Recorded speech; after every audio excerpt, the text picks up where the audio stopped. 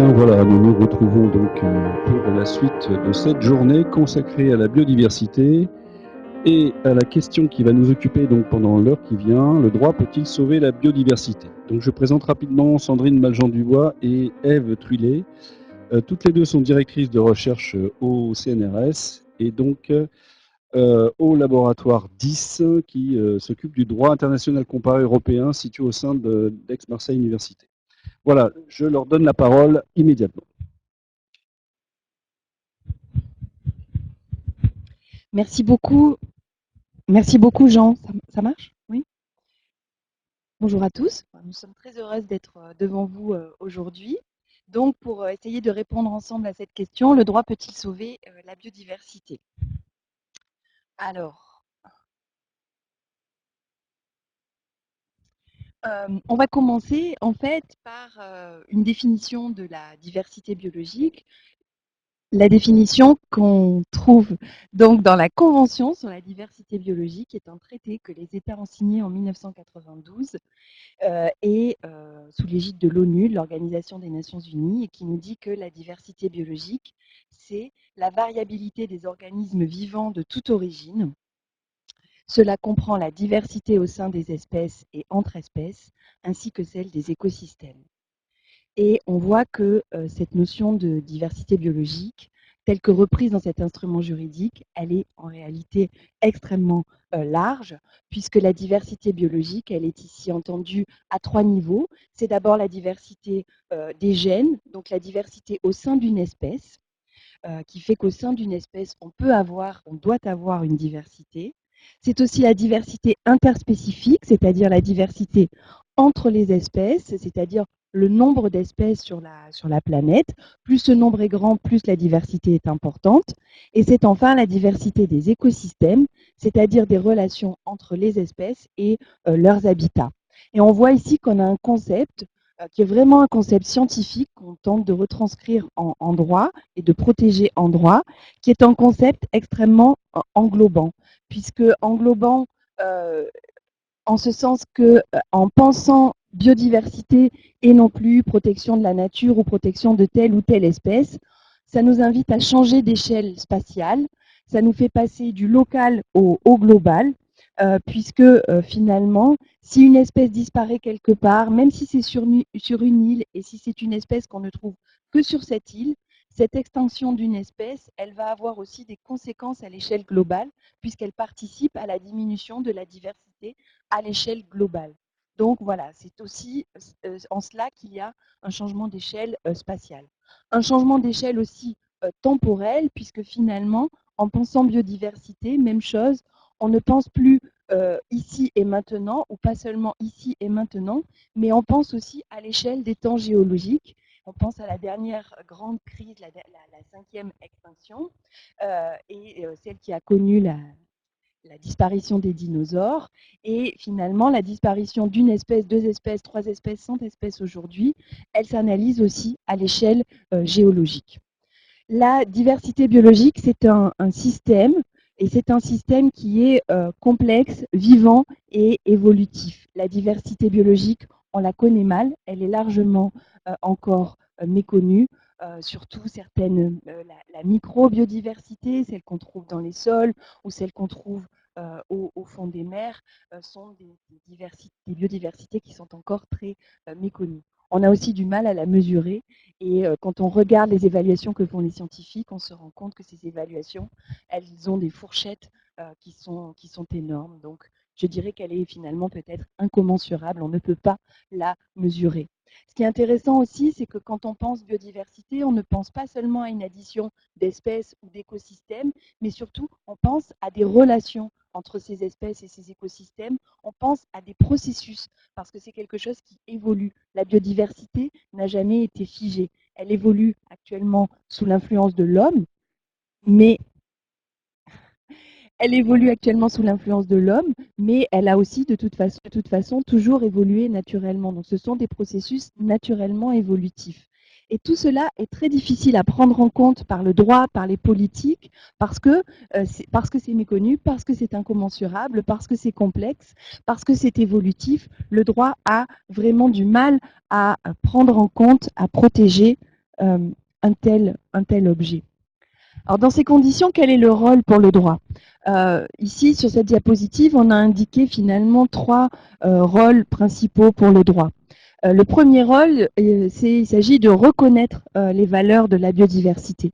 Finalement, les instruments juridiques participent aussi à cela en reconnaissant les valeurs de la biodiversité. Et c'est en disant quelle est la valeur de la biodiversité qu'on comprend pourquoi on la protège et comment aussi on doit la protéger. Et selon les instruments juridiques et selon les époques, ces valeurs reconnues à la biodiversité, elles varient.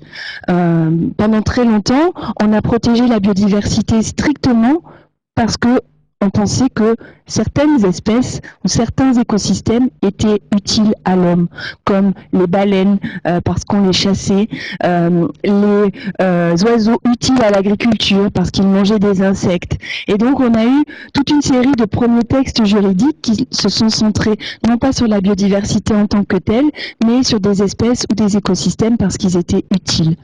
Le droit peut aussi reconnaître qu'on protège la biodiversité parce que c'est un patrimoine, que nous ont transmis nos ancêtres et que l'on doit transmettre aux générations futures. Le droit peut aussi décider de protéger la biodiversité parce qu'elle a une valeur intrinsèque, c'est-à-dire on va la protéger parce qu'elle a une valeur en elle-même et pour elle-même, indépendamment de tout ce qu'elle peut apporter à l'homme. Et il est évident que si on protège la biodiversité pour sa valeur instrumentale ou pour sa valeur intrinsèque, on ne va pas forcément dessiner les mêmes outils, les mêmes instruments juridiques. Deuxième rôle pour le droit, orienter les comportements en s'attaquant aux causes de la crise. Le droit a le pouvoir de transformer, d'orienter les comportements. Et c'est en cela qu'on fait appel au droit ici comme un outil pour transformer les comportements. Et les scientifiques nous disent, cela a peut-être déjà été évoqué, mais je le rappelle, les scientifiques nous disent que les principales causes de la crise que connaît la biodiversité actuellement sont, par ordre d'importance, les changements d'usage des terres et de la mer, quand on déforeste, quand on urbanisme, quand on change l'aménagement du territoire, qu'on construit une route, une voie de chemin de fer, l'exploitation directe de certains organismes, ça peut être l'exploitation de la forêt, la pêche, le changement climatique, qui aujourd'hui est le troisième facteur qui influence l'état de la biodiversité et qui pourrait devenir dans les temps futurs peut-être le premier, et qui est donc un facteur extrêmement important. En quatrième lieu, la pollution. Et en cinquième lieu, l'introduction, qui peut être naturelle ou qui peut être volontaire ou involontaire dans le milieu naturel, d'espèces étrangères qu'on appelle les espèces exotiques et qui vont envahir le milieu naturel au détriment des espèces qui étaient là jusqu'alors. Le troisième rôle qu'on a identifié pour le droit, c'est celui d'organiser la sanction des violations. Donc une fois qu'on a posé un certain nombre de règles, il est important aussi de réfléchir à la sanction des violations de ces règles. Et on va voir ensemble que ça n'est pas toujours facile. Le droit en la matière, c'est un droit qui est ancien. Pour vous donner une idée, on dit, moi je n'étais pas là, mais c'est ce que nous apprend l'histoire, que la première réserve naturelle a été créée au XIVe siècle avant Jésus-Christ par un pharaon, le pharaon Akhénaton. Au IIIe siècle avant Jésus-Christ, un empereur indien, l'empereur Asoka, a adopté la première réglementation, le premier édit, le premier décret pour protéger différentes espèces de la faune sauvage. Mais ces exemples sont restés assez isolés, il faut bien le dire, et vraiment les développements juridiques et politiques qui sont intervenus pour l'essentiel au XXe siècle. Les premiers traités ont été adoptés au début du XXe siècle. Puis, à partir des années 1970, le droit a connu une phase de développement majeur et l'étape importante ces dernières décennies a été en 1992 l'adoption à l'échelle internationale de la Convention sur la diversité biologique. Le droit, il est ancien, il est aussi mondialisé. Il faut bien avoir conscience de cela. Le droit est mondialisé parce que le droit international a joué un rôle très important. Le droit international, c'est le droit qui régit les relations entre les États. C'est un outil de coopération entre les États. S'ils ont besoin de coopérer financièrement, de manière technologique, en termes de recherche, le droit international est là et leur fournit un outil de coopération. Le droit international aussi a contribué à définir ce qu'on pourrait appeler des sortes de référentiels, de principes mondiaux. Et ces référentiels, le principe de la prévention, de la précaution, du pollueur-payeur, le droit à un environnement sain, ces grands référentiels sont devenus des référentiels mondiaux parce qu'ils ont été discutés, négociés et adoptés lors de grandes conférences organisées par l'ONU à partir de 1972 avec la conférence de Stockholm. Le droit est aussi un outil qui permet le droit international de définir des règles précises. Lorsque les États, par exemple, définissent des règles qui portent sur le commerce international des espèces, sur la protection des zones humides, sur la protection des zones les plus importantes qui relèvent du patrimoine de l'humanité. Le droit international est là aussi pour ça. Et ce droit international, il a eu une forte influence sur les États, sur les politiques conduites par les États. On peut dire qu'il conduit à une espèce de standardisation, uniformisation, harmonisation des droits nationaux. Forte influence du droit international, forte influence aussi en Europe du droit de l'Union européenne, des directives et règlements qui sont adoptés à l'échelle européenne, qui priment sur le droit des États membres et qui ont aussi un effet direct, c'est-à-dire que vous, moi, nous pouvons invoquer ces instruments devant notre juge national.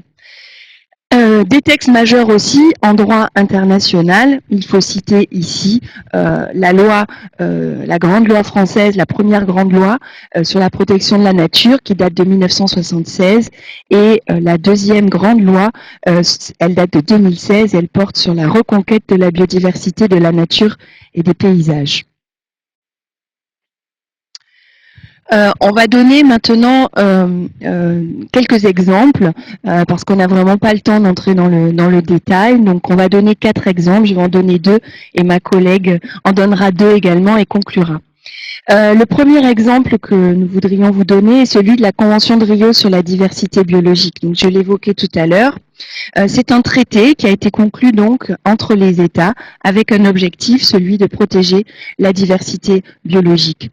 C'est une convention qui date de 1992 et qui a été adoptée lors du sommet de Rio. Qui est une convention très générale, qui contient des obligations très générales pour les États, mais tous les États de la planète l'ont ratifiée. Dans le cadre de cette convention, les États ont adopté en 2010 des objectifs qui sont des objectifs mondiaux pour la conservation de la biodiversité. Ils sont au nombre de 20, ce sont donc les objectifs que se sont donnés les États et qu'ils doivent ensuite mettre en œuvre à l'échelle nationale. Ce sont des objectifs qui sont assez divers. Par exemple, l'objectif 11 prévoit que les États doivent en 2020 avoir transformé 17% de leur territoire terrestre en zone protégée pour la biodiversité et 10% de leur territoire marin également en zone protégée pour la biodiversité. Vous voyez, ce sont des objectifs précis, chiffrés. Des objectifs qui ont été repris par les objectifs mondiaux de développement durable qu'a défini l'ONU et qui sont le grand programme de développement durable jusqu'en 2030. Et il y aura l'année prochaine, à la fin de 2020, la 15e conférence des parties à la Convention sur la diversité biologique, la COP. Vous connaissez peut-être les COP sur le climat. Il y a aussi des COP sur la biodiversité. Donc cette COP 15, elle est destinée à dessiner les objectifs pour l'après 2020, puisque la plupart des objectifs d'Aichi se terminent en 2020. Et donc, elle doit adopter un accord qui sera l'équivalent de l'accord de Paris pour le climat, mais pour la biodiversité. Il y a des négociations qui sont en cours depuis déjà 2 ans à ce sujet. Et le congrès de l'UICN, l'année prochaine à Marseille, sera une étape vers la préparation de cette conférence. L'autre exemple que je voulais vous donner, mais je crois que je n'aurai pas trop le temps d'entrer dans le détail, donc on pourra le faire durant la discussion, c'était le fait que certaines législations, depuis quelques années, donnent une personnalité juridique à la nature. Alors, on a pu donner une personnalité juridique à la planète, à la terre-mère, qu'en Amérique du Sud on appelle la Pachamama, à des fleuves, à des glaciers, à un lac plus récemment.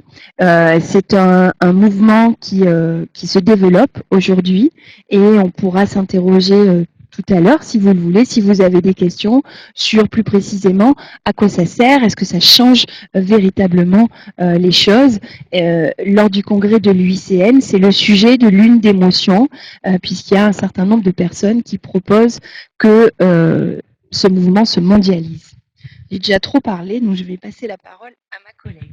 Merci. Alors, moi, je vais enchaîner avec un exemple que je prends en droit de l'Union européenne pour essayer de montrer le rôle du droit et le rôle du juge, notamment, pour protéger la biodiversité. Donc, la Pologne avait mis en place un vaste plan d'abattage de la forêt de Białowieża, c'est-à-dire en fait la dernière grande forêt primaire de toute l'Europe, et a entraîné donc une perte importante de biodiversité dans un site qui était en plus protégé par le droit de l'Union européenne. Donc la réaction du droit, c'est d'abord la Commission européenne qui saisit la Cour de justice de l'Union européenne, la CJUE, c'est la Cour de justice de l'Union européenne, d'un recours en manquement, c'est-à-dire d'un recours qui tend à montrer que la Pologne a violé ses obligations. Réponse de la Cour en deux temps. Premier temps, dans une ordonnance, en novembre 2017, la Cour ordonne à la Pologne, au titre de mesures provisoires, de cesser l'activité d'abattage, donc d'arrêter d'abattre ces arbres. Et elle ajoute qu'en cas de violation à cette ordonnance, en cas de non-respect de cette ordonnance, elle fixera une astreinte à 100 000 € par jour, 100 000 € pour chaque jour où la Pologne continue à abattre des arbres. Et donc ça a été relativement efficace puisqu'évidemment la Pologne a cessé son opération immédiatement. Pour autant, il y a quand même eu un deuxième arrêt rendu en novembre, cette fois-ci, je crois qu'il y a une erreur sur le PowerPoint, rendu en 2018, en avril 2018, qui constate que la Pologne a bien manqué aux obligations que le droit lui impose en matière de protection de la biodiversité. Donc ça, c'était un exemple pour montrer le rôle du droit européen pour protéger la biodiversité. À présent, on va se pencher sur des exemples français et un exemple français. Cet exemple français, c'est celui de la catastrophe de l'Erika, dont vous avez sans doute entendu parler. La catastrophe de l'Erika, c'est une marée noire qui a lieu le 12 décembre 1999. Alors là aussi, il y a une erreur dans le PowerPoint. J'ai mélangé les dates entre l'arrêt et la catastrophe. La catastrophe date de décembre 1999. Et le premier arrêt sera rendu effectivement en 2007, ce qui nous montre que ça a pris du temps aussi pour régler les questions juridiques qui étaient liées à cette catastrophe. Donc, le 12 décembre 1999, l'Erika, c'est un pétrolier qui est chargé d'une cargaison de 30 000 tonnes de fioul lourd numéro 2, c'est en fait un fioul toxique, fait naufrage au large de la Bretagne et déverse une partie de sa cargaison sur les côtes bretonnes. L'Erika, c'était un pétrolier à simple coque, qui était vieux de 24 ans quand il a pris la mer et qui figurait sur la liste noire de la plupart des grands groupes pétroliers, dont Total qui avait affrété ce navire et qui avait payé d'ailleurs une somme anormalement basse pour affréter ce navire qui en fait est un navire qualifié de navire poubelle. Donc cette catastrophe-là a causé des dommages importants, des dommages qui sont causés à l'homme, à la société, des dommages à la santé, des dommages aux biens de certains hommes, des dommages causés aux activités humaines, notamment pour les pêcheurs, des dommages qui sont causés pour les plagistes, pour les personnes qui possèdent des hôtels dans la région. Il y a ensuite des dommages qui sont causés à l'environnement lui-même, aux espèces, notamment certaines espèces d'oiseaux qui ont disparu dans la catastrophe, qu'on peut qualifier de dommages écologiques purs. Alors, que peut faire le droit et plus précisément le juge face à une catastrophe de cette ampleur-là? Et surtout, quelles sont les difficultés que va rencontrer le juge? Ces difficultés sont importantes. D'abord, le juge doit évaluer les dommages. Il doit dire, finalement, la perte de telle et telle espèce, ça vaut tant comment on va faire pour réparer ça? Il faut évaluer l'apport de telle espèce à la biodiversité, à l'activité humaine, etc., etc. Et ensuite, il faut aussi qu'il leur donne la réparation de ces dommages. Comment réparer la perte de tant de centaines d'espèces de tel oiseau? Comment est-ce que le juge peut faire ça? Alors, pour répondre à ces questions, en fait, plusieurs juges ont été saisis et se sont prononcés. En France, on a commencé par une décision du tribunal correctionnel de Paris en 2008, qui reconnaît le groupe Total coupable de pollution maritime et qui condamne Total, mais pas que Total, aussi les personnes qui ont fourni les certificats de navigation au navire, le gestionnaire du navire, etc., à verser 192 millions d'euros. 192 millions d'euros qui vont en partie, pour une partie, être versés aux associations de protection de l'environnement pour réparer le préjudice écologique, pour réparer la perte à l'environnement. Le tribunal a donc dû calculer la valeur de chaque espèce détruite par cette catastrophe. Et il va donner ces sommes-là, il va attribuer ces sommes-là aux associations qui l'avaient saisies pour qu'elles continuent à effectuer leur protection de l'environnement, leur protection des espèces dans leur vie quotidienne par la suite.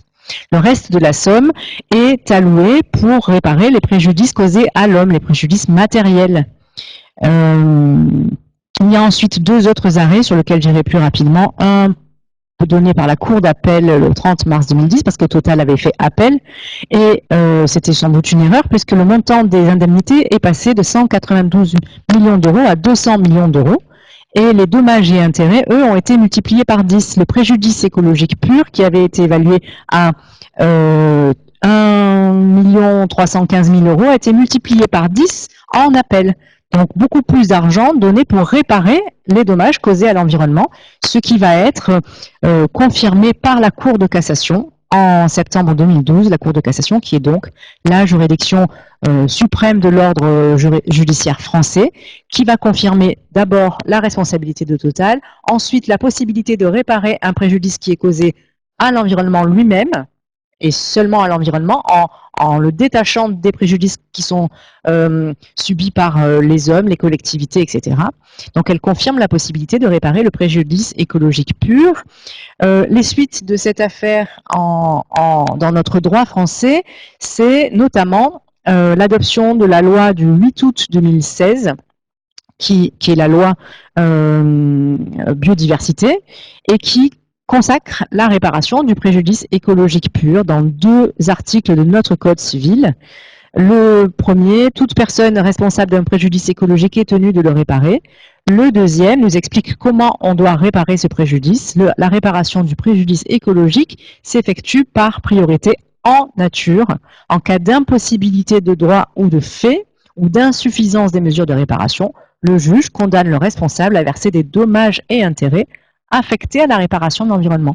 Donc d'abord on répare en nature, on essaie de restaurer l'environnement, et ensuite si on ne peut pas, on va évaluer le dommage de façon monétaire et donner une somme, des sommes, pour réparer l'environnement. Ces sommes seront donc versées à des associations de protection de l'environnement.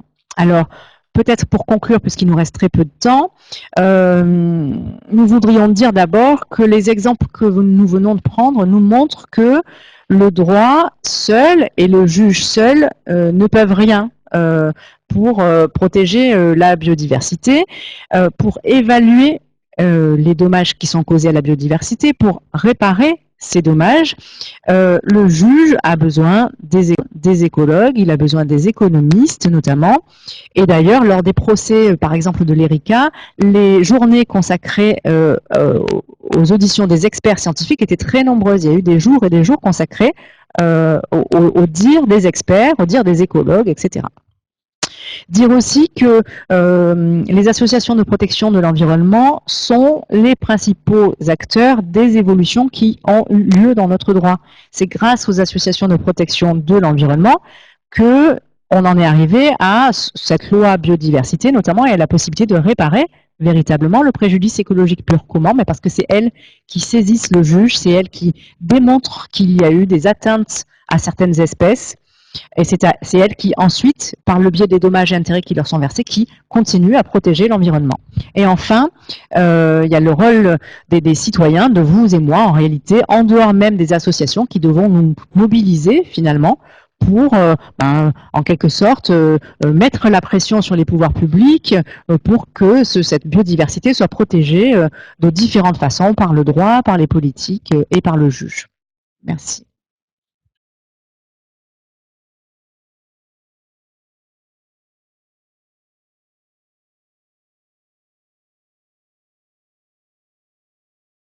Une question qui nous vient du collège de Cuines de Saint-Étienne, donc dans l'académie de Grenoble.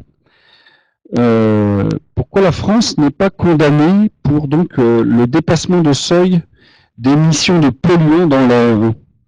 Je répondrai que, en fait, la France a déjà été condamnée pour dépassement, enfin pour pollution de l'air. Elle l'a été par la Cour de justice de l'Union européenne, qui, il y a 1 ou 2 ans, a condamné plusieurs États en disant qu'ils ne faisaient pas ce qu'il fallait pour protéger les citoyens d'une pollution par les particules en France. Et en revanche, il y a des actions qui n'ont pas encore été tranchées devant les juges français cette fois-ci. Donc l'État a été effectivement assigné en justice par des citoyens pour pollution de l'air. Donc ça, je ne dirais pas qu'elle n'a pas été condamnée, je dis qu'il faut attendre un peu et que nous le saurons. Tiens, voilà, nouvelle question concernant la faune. Donc l'impact de l'activité humaine sur la faune et donc la disparition de certaines espèces. Est-ce qu'on peut concevoir la réintroduction justement de certaines espèces dans le milieu qui est le leur? Oui, alors justement, l'apport principal de la loi biodiversité, mais en réalité qui a été inspiré auparavant par une directive européenne de 2004, c'est justement que la réparation du préjudice écologique doit se faire en nature, doit donc se faire, si on parle de l'extinction, de la perte d'espèces animales, par la réintroduction de ces espèces animales dans le même milieu, si c'est possible, au même endroit, si c'est possible. Et si ce n'est pas possible parce que le milieu n'a pas été complètement réparé, il faut le réintroduire non loin de cet endroit-là. Donc oui, c'est la réparation en nature, et c'est ce que visent les textes les plus récents en matière de responsabilité et de biodiversité. Et a-t-on une idée donc des espèces qui sont les plus menacées par le réchauffement climatique, entre autres? Et est-ce que du coup, connaissant cela, la loi est particulièrement liée à cette disparition? Alors je crois que je vais avoir du mal à répondre à cette question, qui n'est pas une question véritablement juridique. Je pense que effectivement, les scientifiques, les écologues ont une idée à peu près précise des espèces qui souffrent et du changement climatique et de la pollution. En réalité, je ne suis pas certaine qu'il y ait des espèces beaucoup plus menacées que d'autres. Sans doute, dans le concept de biodiversité, tout est menacé. Et est-ce que la loi porte un intérêt particulier aux espèces qui sont particulièrement menacées? Oui, c'est-à-dire que les espèces qui sont protégées actuellement sont les espèces que l'on a identifiées comme étant les plus menacées.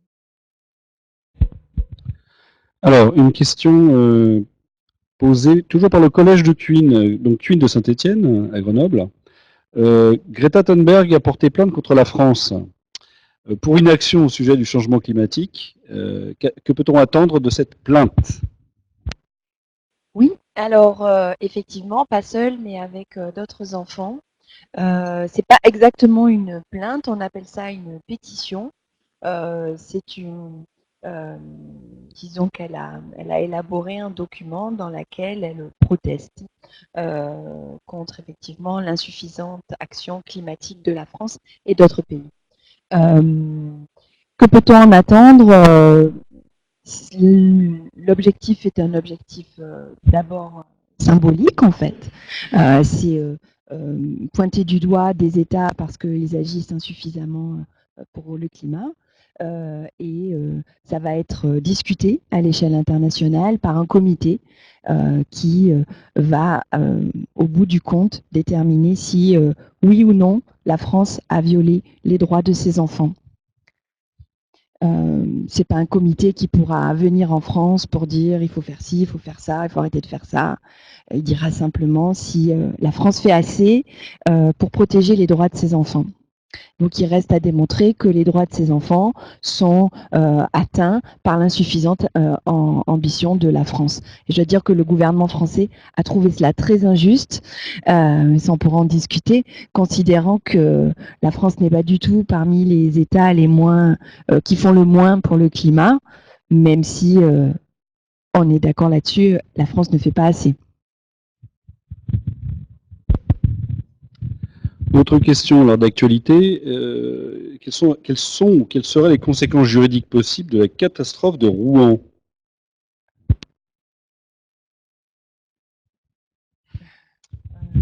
Oui, alors la catastrophe de Rouen jusqu'à présent, et d'après ce que l'on en sait, c'est-à-dire sans doute pas assez, aura surtout des conséquences pour la santé des riverains. Donc en fait, c'est sur le terrain de la réparation des dommages physiques et sanitaires qui sont causés que le droit aura à se prononcer. Donc il s'agira d'évaluer le nombre de victimes, les préjudices subis par ces victimes et puis chiffrer finalement ce préjudice pour attribuer des dommages et intérêts. Et puis non, évidemment, ça c'est la réponse immédiate du droit. Il y a une réponse également qui va se situer dans le moyen terme et le plus long terme, c'est-à-dire une réponse sur un meilleur encadrement des installations classées, de ce type d'usine, pour essayer de prévenir au maximum. À la loi de la terre-mer. Apparemment, la question, c'est pourquoi est-ce que la France n'est pas impliquée dans cette loi? Alors, autre question concernant la participation de la France à la loi de la terre-mer. Apparemment, la question, c'est pourquoi est-ce que la France n'est pas impliquée dans cette loi? Je pense qu'à l'échelle internationale, il y a des visions différentes des relations entre l'homme et la nature, l'homme et son environnement. Et c'est vrai que la terre-mère, la Pachamama, c'est une vision qu'on trouve essentiellement en Amérique du Sud. C'est une vision très intéressante sur le plan philosophique, donc qui pourrait très certainement nous inspirer, mais qui ne correspond pas forcément à la vision qu'on a actuellement. Donc, pour l'instant, c'est vrai qu'en France, on n'a pas donné la personnalité juridique ni à la terre-mère, ni à des éléments de l'environnement, mais c'est peut-être une évolution qui viendra. Ça paraît un peu fou sur le plan juridique et par rapport à l'état de notre droit. Mais ce qui paraît fou à un moment, finalement, devient un jour réalité. Par exemple, cette notion de personnalité juridique, au début, elle n'était donnée qu'aux individus. Et puis un jour, on l'a élargie aux personnes, ce qu'on appelle les personnes morales, par exemple, les entreprises ou les établissements publics ou l'État. Donc aujourd'hui, les individus ne sont plus les seuls à avoir la personne morale, la personnalité juridique. Donc pourquoi pas un jour la nature aussi. En fait, il faut que collectivement notre vision des relations avec la nature et l'environnement évolue, parce que ça veut dire qu'on n'en fait plus une chose, un bien, mais on en fait un égal. Donc, on voit ici que le droit, finalement, il peut faire évoluer les comportements, il peut anticiper des choses, mais il est difficile pour lui de complètement révolutionner. Donc, il suit aussi les évolutions. Alors, une question qui concerne la catastrophe de l'Aïka et qui porte sur le montant des indemnités. Est-ce que les indemnités versées concernant les préjudices économiques sont supérieures ou inférieures à ceux qui ont été versés pour préjudice écologique? Oui, alors la réponse est assez claire, hein. Le préjudice économique, moral des personnes touchées, des personnes physiques touchées, est bien supérieur au préjudice écologique qui va être réparé. Puisque sur les 200 millions d'euros qui ont été réclamés en appel, le préjudice écologique, s'il a bien augmenté par rapport à la première instance, est évalué à 13 millions à peu près. Le reste est dévolu à la réparation des dommages qui sont causés aux humains. Alors une question très générale, si tout le monde respectait les lois telles qu'elles sont instaurées actuellement, est-ce que du coup on pourrait se préserver de l'impact tel qu'il existe actuellement sur le réchauffement climatique? Autrement dit, est-ce que les lois telles qu'elles sont aujourd'hui suffisent pour justement corriger les effets de l'action des hommes? Je ne pense pas qu'elles suffisent, et particulièrement sur les changements climatiques, puisque les, mmh, les engagements qu'ont pris les États nous conduisent à une augmentation d'ici la fin du siècle qui est plutôt autour de 3,5 degrés. Et c'est bien loin des objectifs posés par l'accord de Paris, qui serait de limiter l'augmentation des températures à 2 degrés, bien en dessous de 2 degrés, et si possible 1,5 degré. Les scientifiques nous ont expliqué récemment que l'objectif de 2 degrés qu'on croyait être un objectif sûr ne l'était pas vraiment, et que si on voulait véritablement limiter les risques, il fallait limiter le réchauffement à 1,5 degré. Or, donc, actuellement, si les lois sont correctement appliquées, on aboutira plutôt à 3,2 degrés. C'est pour ça qu'il faut absolument que les États relèvent le niveau d'ambition de leur politique. Ça, c'est sur le climat, mais sur la biodiversité, c'est plus difficile à évaluer. Mais je pense que je disais en commençant, la biodiversité, c'est un concept scientifique qu'on essaie de retranscrire en droit, mais l'esprit humain et le droit est quand même très limité. Le droit simplifie, le droit catégorise, le droit fige, et la biodiversité, finalement, elle échappe à tout ça. Elle bouge, elle est complexe, et donc je ne suis pas sûre qu'on soit parvenu à élaborer des législations qui, véritablement bien appliquées, nous permettraient de complètement sauver la biodiversité. Puis on voit aussi que c'est un problème qui a de multiples facettes. On a listé les différentes causes de la crise. Il faut s'attaquer à toutes ces causes. C'est un programme important. Alors une question juridique technique, est-ce que les États de l'Union européenne ont les mêmes obligations à l'égard de la biodiversité? Et sinon, pourquoi? Oui, alors oui, la réponse est oui, c'est-à-dire que le droit de l'Union européenne, c'est un droit qui s'impose à chacun des États. Et en ce qui concerne la biodiversité, par exemple, c'est une directive, la directive Habitat, qui fixe les objectifs pour chacun des États. Et ces objectifs, ce sont les mêmes. Alors, effectivement, ce qui est différent pour chacun des États, c'est la façon dont chacun va mettre en œuvre des instruments pour arriver à ces objectifs. Mais ils sont soumis aux mêmes obligations, et ils sont d'ailleurs poursuivis devant la Cour de justice de l'Union européenne lorsqu'ils méconnaissent ces obligations, de la même manière. Alors une nouvelle question, encore plus théorique, et qui concerne justement la manière dont le droit est fait et constitué. Est-ce qu'on peut imaginer qu'une réglementation puisse être justement mise en place et que sa justification arrive a posteriori, compte tenu de l'urgence de l'action qui doit être menée? Autrement dit, est-ce qu'on peut avoir la question, est-ce qu'on peut avoir une action vigoureuse et immédiate, sachant que la mise en place d'une réglementation demande beaucoup de temps et que c'est après un long cheminement donc de discussion et de mise en place de cette réglementation qu'il peut y avoir application. Est-ce qu'il peut y avoir là un principe d'application et d'obligation d'action lorsque justement on doit faire face à une urgence? Alors, je ne sais pas si j'ai bien compris la question. Je vais quand même essayer d'y répondre avec ce qui me vient à l'esprit. Il me semble que l'une des réponses à cette question, c'est le principe de précaution. Ce principe de précaution, c'est le principe selon lequel on doit agir immédiatement face à un risque dont on ne connaît pas exactement la teneur, la gravité. Donc ça veut dire qu'il faut agir, prendre des mesures législatives, réglementaires ou juridictionnelles immédiatement face à un risque, alors même qu'il faudra attendre peut-être plusieurs années pour être certain que ce risque existe, et être certain de pouvoir l'encadrer avec des instruments qui seront pour le coup pérennes. Je ne sais pas si c'était exactement le sens de la question.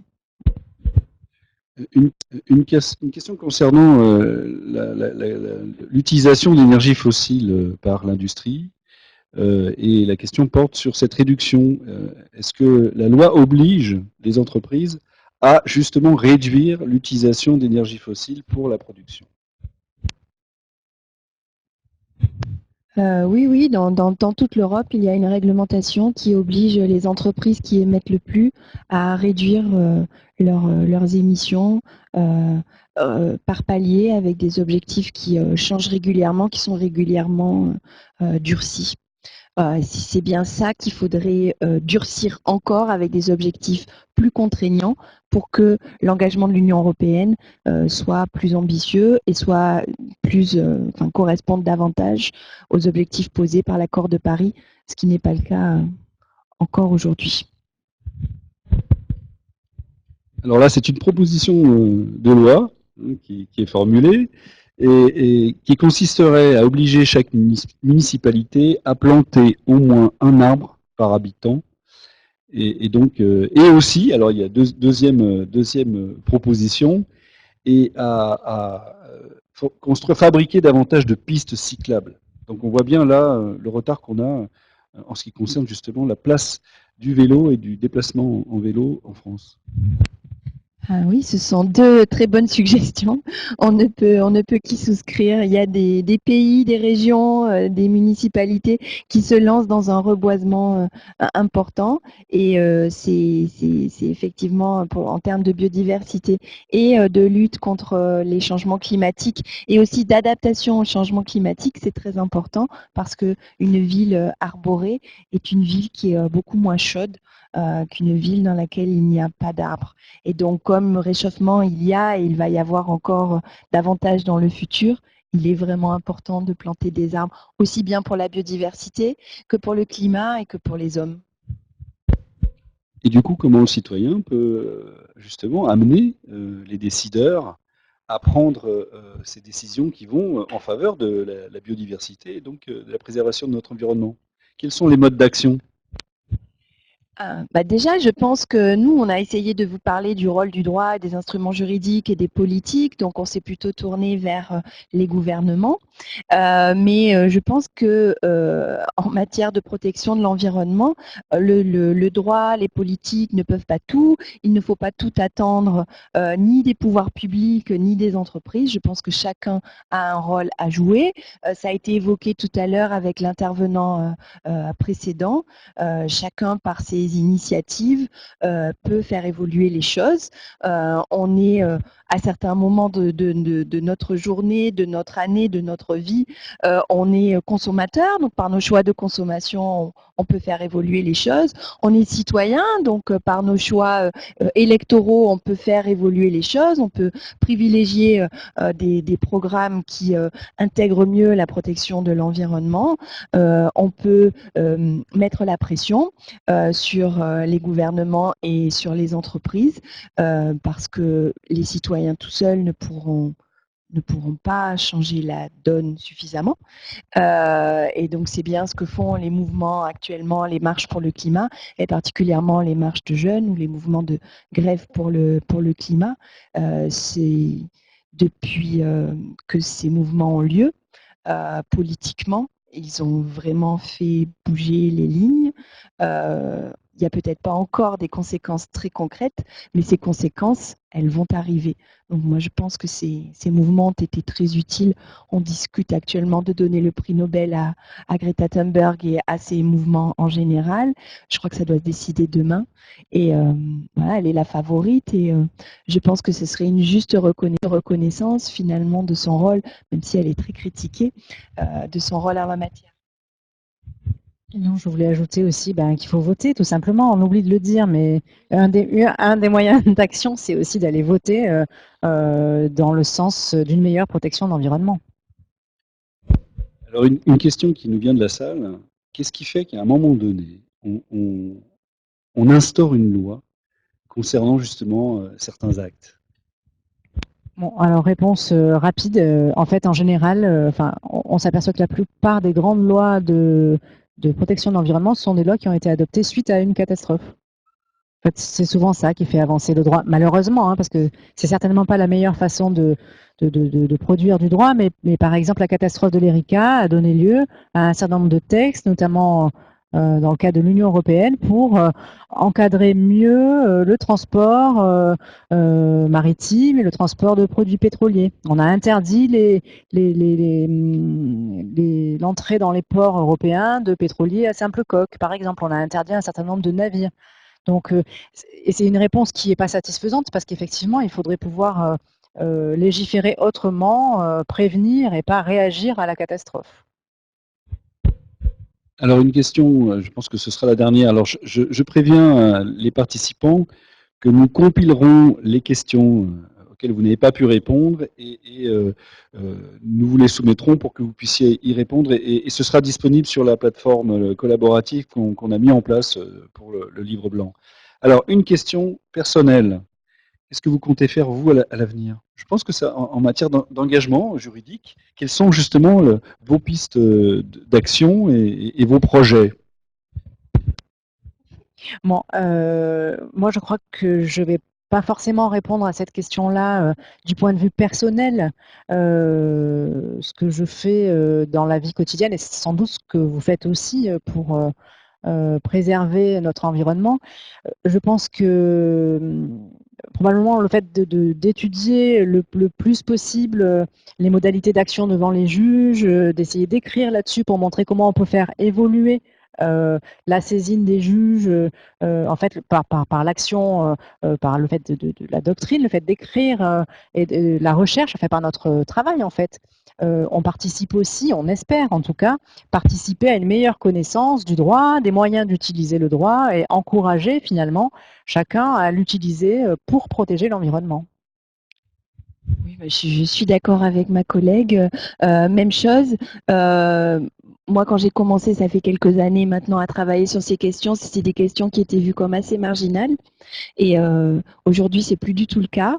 Et encore une fois, les mouvements pour le climat, les mouvements des jeunes ont beaucoup, contribué à beaucoup faire changer la donne.